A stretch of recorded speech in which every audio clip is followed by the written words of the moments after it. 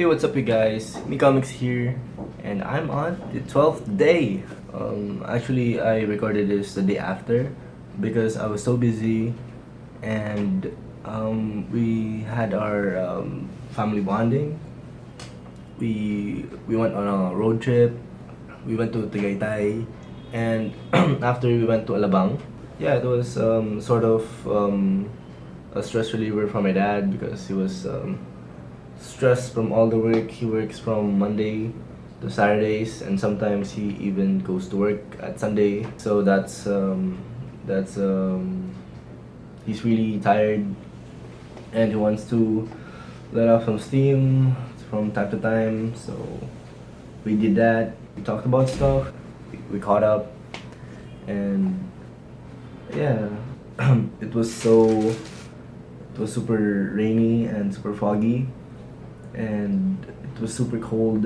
When we went to Alabang, we did this eye detective thing. It's sort of like an escape room where you solve puzzles, riddles inside a room, to know its history, to know its the story behind it, and your goal is to escape the room, find that key, find that missing thing. For example, we went to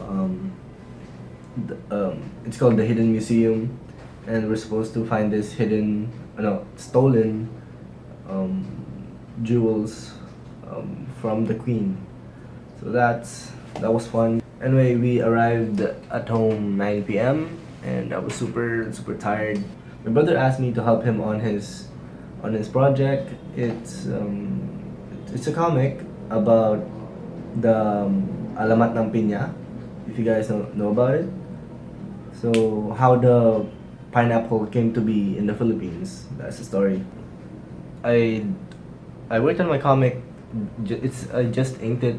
I just inked half a page, and afterwards I helped my brother. Um, I helped him ground the story first. So we read the Alamat ng Piña. When we read it, I asked him to do plot points first to know the, I guess, key points of the story. And yeah, after we wrote that, we analyzed the story. After that, I penciled it for him to ink it, so that okay, for projects like this, I don't want to be the one who's gonna do all the work. It's actually a group project, and there's three of them. So my brother and two of his classmates are gonna work on it supposedly, but none of them know or knew how to draw or how to um, I don't know, structure a story or structure a comic.